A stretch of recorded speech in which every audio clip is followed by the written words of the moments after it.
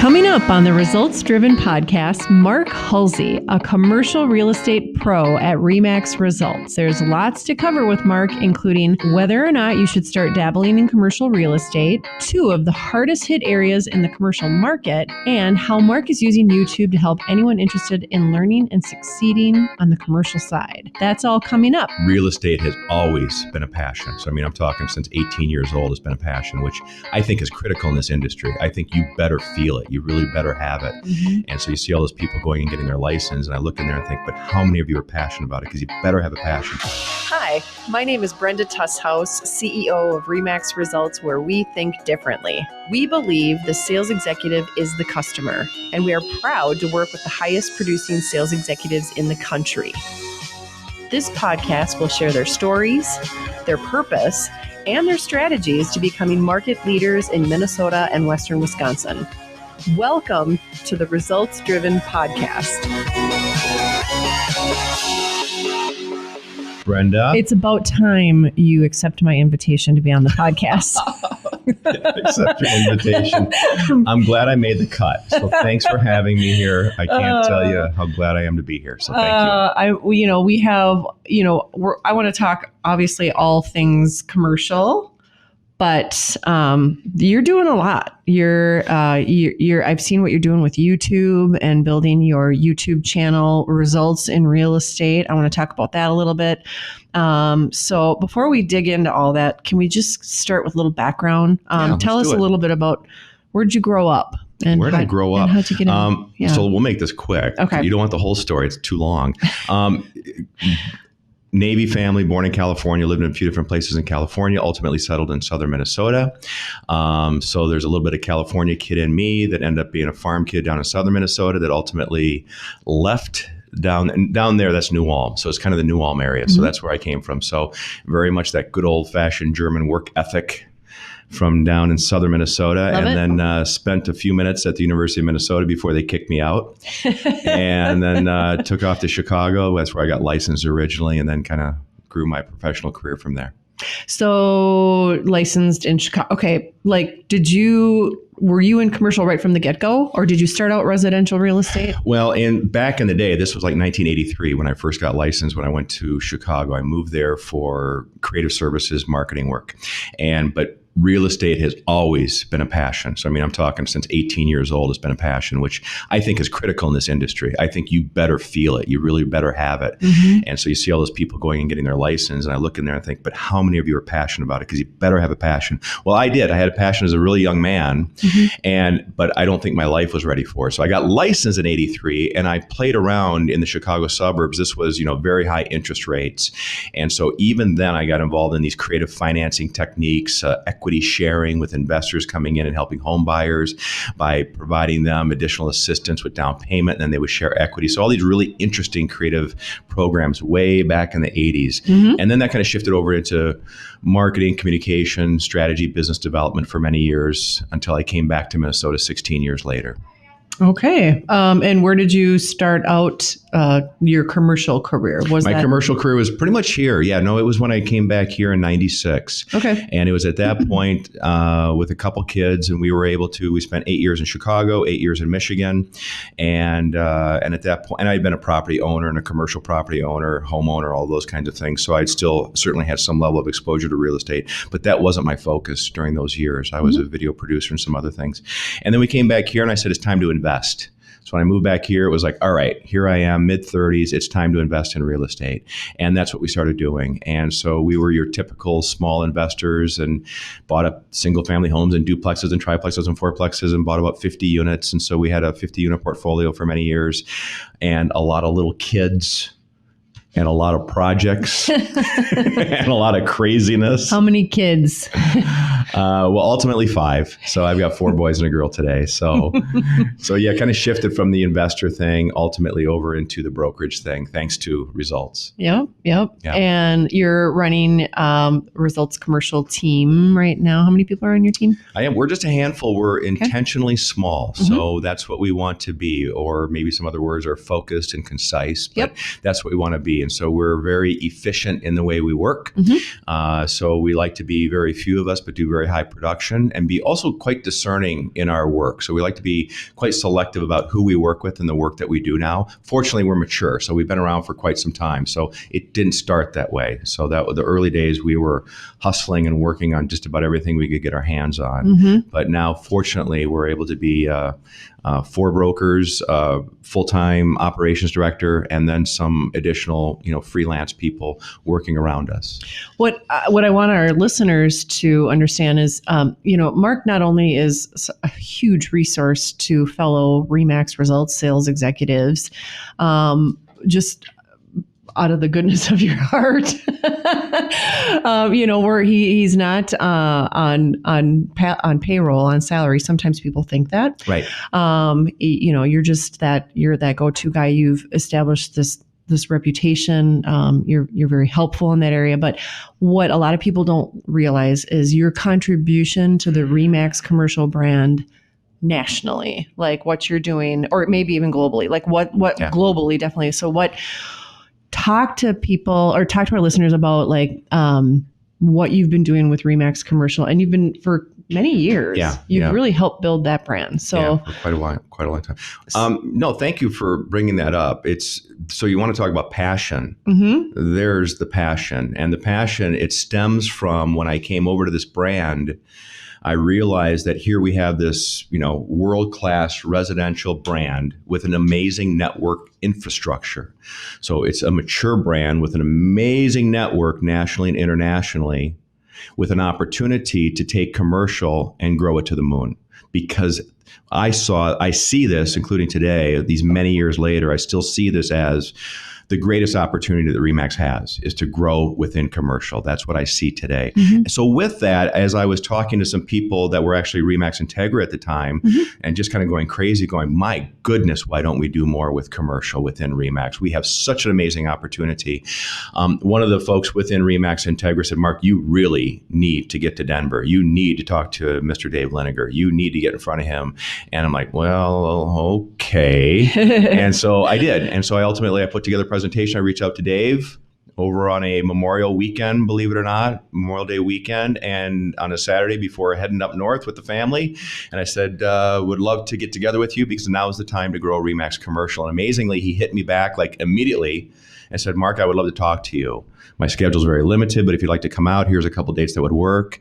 And so I said, I'll take it. And I grabbed a date and I went out and I made a presentation to Dave, and I just said, gave him 60 minutes, and I laid it out very clearly as to why I felt that commercial is their greatest opportunity. And he was quite receptive. From there, they started engaging me on lots of strategy and white papers and planning and marketing communications and those kinds of things. And ever since then, I've just done a tremendous amount of helping the department. The department needs help because it's so skinny in Denver. So they needed some extra horsepower, and that's kind of what I've provided them. Talk about the course that's available through Max Center. Yeah, so over the years, they've had me do different types of training for RE/MAX University. The last one was a couple of years ago where they asked me to develop a training program. It's like a 6 to 7 hour program called Become a Top Producing Commercial Listing Broker, or TEAM. Quite a mouthful. So we might need to rebrand that name. But it's really good though. Thank you. No, it's so really what I did is I'm one of these people that don't send me to a conference and make me watch a talking head. And not take away something that's going to have an absolute direct impact on my bottom line immediately. So it's a pet peeve of mine. I can't do it. I don't have the patience for it. So that meant as I developed the program, I'm going to say, you know what? I'm going to show and tell you what we do, how we do it. I'm going to be very tactical, very specific, and get right down into saying, since we are marketing communications experts, we're business development experts who happen to know a thing or two about commercial investment real estate, I'm going to show and tell you what we do. And that's what I did. And that's what I did for 7 hours. And so now I've done training with RE/MAX around the world. We did RE/MAX Israel, RE/MAX Germany, Portugal. It looks like we'll be doing the Philippines, working with RE/MAX Korea. And so we just did a global call a couple of weeks ago. So there's a large amount of demand globally for commercial within RE/MAX, which I find really interesting, where the US is quite saturated with the residential piece of it, and they kind of focus on the residential piece, but globally they're really open to growth in commercial. Have you heard about the first World Summit that's coming up? Oh, sure. In fact, I got invited to it. In Dubai? Yes. In fact, Khalid just hit me up. Are you going? I would love to. It's January 7th. He sent me an invite just a few days ago. That sounds fascinating too. Yeah. That'd Actually, before he started that World Summit, he wanted me to come out and be one of his speakers, but he messengered me just 5 days ago and said, Mark, we would love to have you come out to Dubai. Cool. And I'm like, Khalid, come on. I would love to go. So we're chit-chatting about it right now. Okay. All right. Awesome. What's the biggest commercial deal you've ever done? Oh boy. The biggest commercial deal, I guess if you're measuring it from a single one-off deal. So a one-off, right? Just saying you just knocked out one deal. Probably about $8 million. Okay. Yeah, I would say it's probably right in that range. Yeah. But when I say one-off, that just simply means that, sometimes we're tied to that investment buyer. In fact, that investment buyer is somebody out of Los Angeles and Miami. And we do more deals with them. Yeah. And so sometimes there's other ties in there, but about $8 million. That's kind of a space that we're very much focusing on today. Okay. We play a lot in the $1 to $10 million space, but we're moving into $15 and $20 million. There's really nothing holding us back and stopping us too much. You start getting into, kind of institutional grade assets once you pass the $10 million mark. But there too, we're quite comfortable in that space. And I'm seeing some of these deals that you're doing out of state. So where are all the places you are licensed? Oh, thank you for asking that. Because I just went through quite a lot of work to... How many states? Well, right now 4. So 4 states right now. So I'm a licensed broker in Florida, Illinois, licensed sales agent in Wisconsin, licensed broker in Minnesota. And there's a good chance I'll probably become a licensed broker in Colorado. Okay. But the reason for that, because you listen to that, and in fact, I told an agent that the other day, they asked me something about this and they're like, but all that continuing education, Mark, why would you want to do that? And I said, no, the CE doesn't bug me. I can knock out the CE. But the reason I'm doing it, interestingly enough, because our group here in Minneapolis, St. Paul, we're a listing brokerage. So our focus is 95% only sellers, 5% are buyers, and they need to be quite exceptional buyers or tenants for us to work with them. Otherwise, we're seller focused. We're the folks that know how to package up assets and take them to market. However, when I start looking at the Florida market and Illinois, specifically the Chicago metro area, that will deal with many high-end accredited investment buyers. And that in our world is called net lease investments. And net lease investments is something that we really love. And a net lease investment, if you don't know, those are the Starbucks and the Walgreens and Caribou's and Arby's. And that's what, again, very high-end investors, that's where they like to put their money. And we love trading those assets. So that's kind of where we're heading. Okay. So one of the questions I get asked from our sales executives, and this would, I don't like to use the term dabblers. Is that a bad word? I mean, well, there's a place for this though. And it might be, a sales executive that's primarily residential, but they dabble in commercial. Right. And some might not like that term. Some maybe say, absolutely, I'm a dabbler. Right. But the most common question I get is they reach out and they say, what's some advice you have for marketing my commercial listing? Marketing the commercial listing. Right. How is that different from marketing a residential listing? And I'm sure that is a whole separate entire podcast episode of its own, but what is your... In a nutshell, I'll give you the nutshell. And the nutshell is that in the residential world, you're dealing with the MLS. Okay. So you're dealing with the MLS and you're dealing with putting together a flyer. Yep. We do so much more than that. We're dealing with CoStar, LoopNet, Mincar, Crexi, Bravadis. We're dealing with multiple websites. We're putting together offering memorandums, property videos, detailed floor plans, virtual walkthroughs. So the packaging up of an asset, a commercial investment asset, is very labor intensive. I mean, it takes us a week from the point of signing listing documents to the point that we're going online. It's a lot of work putting this together. Now, this is talking about doing it the right way. Correct. Not everybody does it the right way. We just happen to be kind of perfectionists in our brokerage business. So we're going to say, we're only going to do it the right way. We're not going to take the assignment. But, lots of people hack their way through it, like they hack their way through life. But we look at that and say, hackers, get out of here. We don't want you. We want you to do this the right way. But to your dabbler point, let me speak to that for a moment, because it's a great discussion that we have for years and years within RE/MAX corporate and international. And here's kind of what we say is that if you want to come over to our side of the fence, if you want to be on the commercial side of things, that's fine. Mm-hmm. I was going to say we welcome you, but that wouldn't be totally true, because in the commercial side, if anyone has ever touched the commercial side, you see like, well, that's not the most welcoming group in the world. And there's a reason for that. Yeah. Because commercial brokers, we don't sell houses. I don't sell houses. I'm not going to sell a house. I'm not going to represent a buyer. I'm not going to sell a house. I only do commercial investment work. So we find it interesting when someone says, well, I'm a house residential agent, but I can do commercial. And I can do high-end commercial investment or sell that office building, that retail building, that industrial building, or work on some, complex lease, because there's nothing simple about leasing. Leasing is very complicated. Mm-hmm. And so we look at that and say, but hang on here a second. Are you qualified? So the key thing here is just that piece. If you're going to dabble, then I say certainly get educated. Just do the work you need to do to play on our side of the fence. Yeah. Number one, errors and omissions is a big deal. You don't want to put yourself out there and say, oh, heck, I'll just kind of figure it out along the way. And the next thing you know, RE/MAX Results is dealing with the serious errors and omissions. Mm-hmm. And of course, if anybody does care about the code of ethics in our industry, and Article 11 that says you must be competent or tell your client that you're not competent in order to do a piece of business. But, how many people are going to go to their client and say, sure, I can sell your office building, but just so you know, I don't know a thing about what I'm doing, and I'm just going to kind of figure it out along the way. They're not going to do that. They're going to say, sure, I'm going to help you.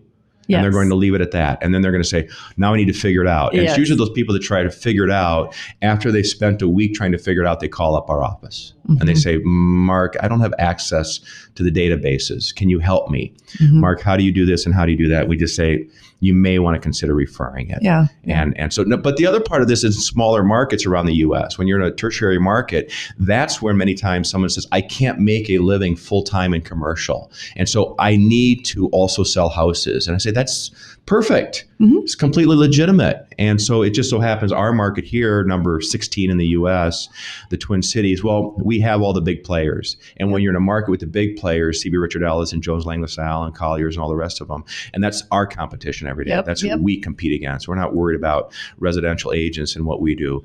But in that sense, then it's kind of like, you better stay in your lane. You just better really focus on what you do best. And that's what we try to do.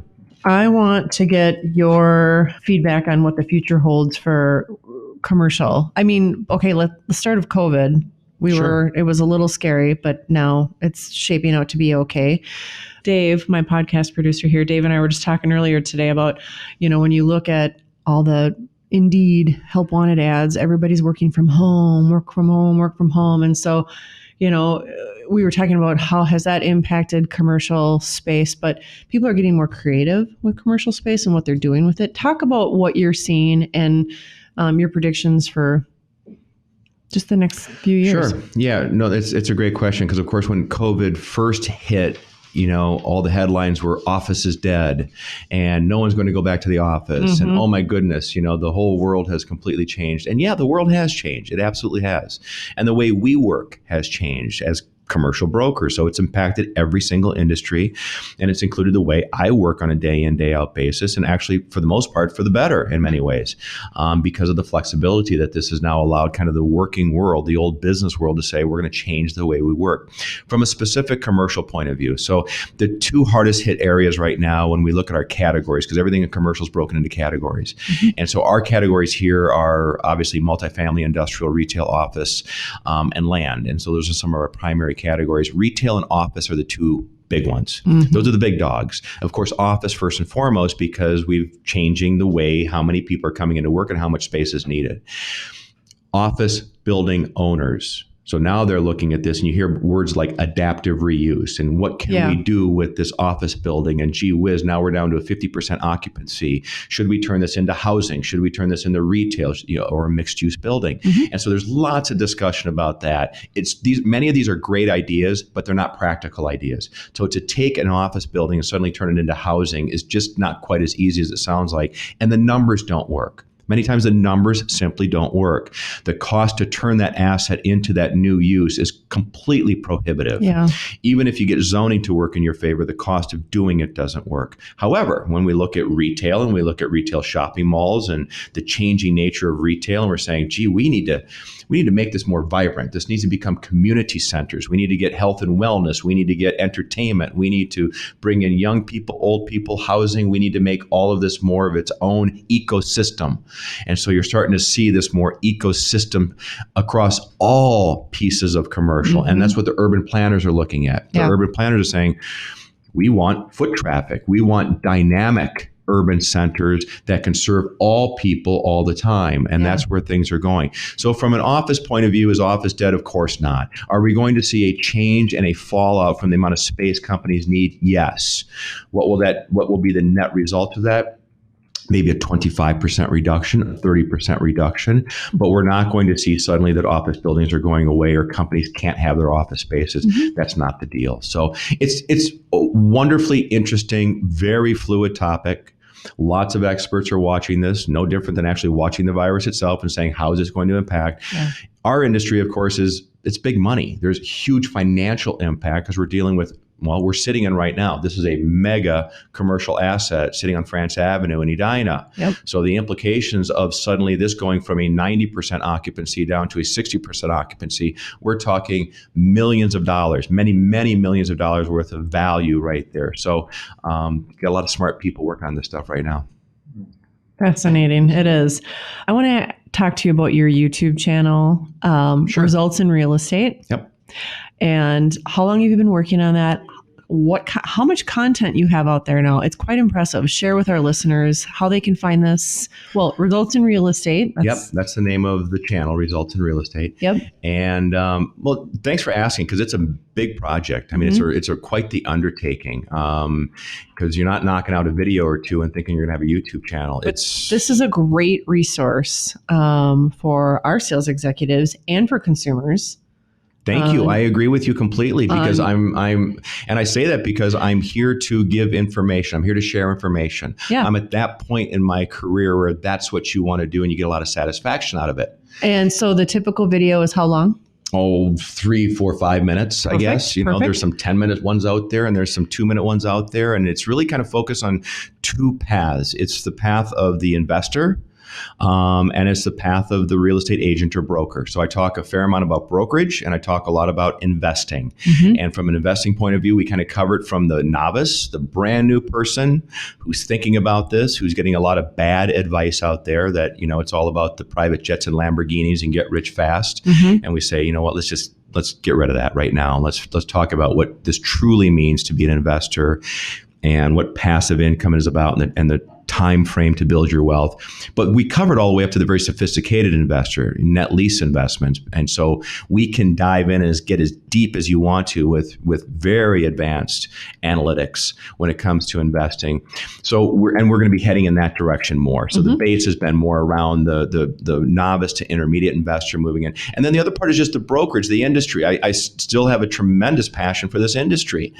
I just do. And so, I like to talk about things about, whether it be agent or brokerage or teams or taking care of the client right, all these kinds of things that I think, again, we need to keep our standards really, really high in our industry. I don't whatever you want to call it, old school or otherwise, but I'm just a really big believer that what we provide as a service is very significant. It's very important, and there shouldn't be anything haphazard about what we do for our customers.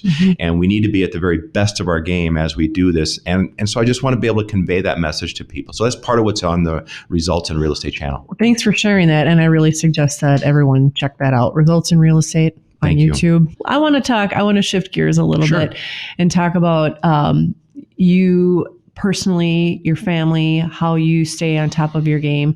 You're big into fitness. I don't know if a lot of people know that, but when you're not doing everything, all of this, what do you do? What's outside of 5 kids? Right. But not all grown. You still have... Well, my youngest is 20. Okay. I consider him pretty grown at this point. I sure hope so anyhow. I thought you still had one at home. Okay. Okay. Well, they don't always leave home easily these Oh, days. this is true. Okay. You're right. I could have them at home till they're 40 for all I know right now. No, it's so I'm built And for you've family. got- yes. So that's just the way it is. And I'm married into, Yes. I just happen to marry the best person in the whole wide world for family. Yes. And so my kids are lucky to have the best mom in the whole wide world. I know you're probably the best mom too, Brenda, so don't take that the wrong way. But my kids are very fortunate. So that's our world, and and so real estate is, thankfully, it's a means to support my family in a fantastic way. But we're all about that, just like most people. So we're very family focused and centric. And, we have been grabbing those kids since they were little and taking them to the lake and having our campfire time. And this was many times where there's not much money and commissions are skinny and bills need to be paid and you're tired out. And when you have 5 children, and they're lined up waiting for you to walk through the door at 5 o'clock on a Friday saying, let's go to the lake. And you're really, truly exhausted, wondering how you're going to pull all this off, but you do it. And it was tricky. Yeah. It was just, there's no other way of saying it. But we did it. And I can't tell you how grateful I am. So I am just very, very thankful that we were able to do it. Because the Great Recession I was an investor working in commission sales with a stay-at-home mom with a lot of little kids. And it was some very challenging times. Yeah. And but fortunately, we worked our way through it. Today, we're a tight family and we get to spend a lot of time together and it's good. Fitness is everything to me. I've been able to, again... Aren't you running marathons amidst everything? Yeah, so I've got a couple slated for 2022, and I've got a couple. I do some other racing and 5Ks and 10Ks, and so I do some of that on a local and somewhat national level. And so, fitness is big and something I don't talk much about at all, but it's big because I'm a sober guy. Yeah. So sobriety to me is a big part of my life. Yeah. And so it's been a long time in the making, and so keeping myself out there moving and running and working hard is critical for someone like me. And there's a lot of people that are like me where we turn to fitness and things like that, but then we, make sure we're not doing drinking and drugs and all the rest of it. So, but I'm I can't tell you how grateful I am to be where I am today. So. And you have grandbabies now. Got one grandbaby. Yeah. Harper's in the game. So she came into the game. Hayden, my oldest, who works with me. I work with 2 of my kids. So Hayden and Sawyer both work with me. They're my 2 oldest, 28 and 26 respectively. And that kind of says everything. So that just kind of says it all. To me, it says it all that, we have enough respect for each other, that we can work together and care for each other, but yet still keep business as business and family as family. But Harper is, it's a great, the cool thing about it, people always talk about how wonderful it is to be a grandparent. Is true. But for me, the cool thing about it is watching my kid just be a parent. Oh yeah. So just after we put our whole heart and our whole life into kids, and then you get to turn on, you get to watch them now say, now I understand a little bit what this means. How hard it is. To have this unreal love for this other creature out there. And so it's really cool to watch this all develop. Yeah. I love that. Thank you, Mark. Thank you for listening to the Results Driven podcast. I'd love to hear from you. If you have comments or questions about the show, head over to resultsdrivenfeedback.com. I want to know your thoughts, and I may share them on a future podcast. Is there someone you feel deserves to be featured on the podcast, or is there a topic you'd like us to cover? Send us who and why at resultsdrivenfeedback.com. I'm Brenda Tushaus, and thank you for listening to the Results Driven podcast.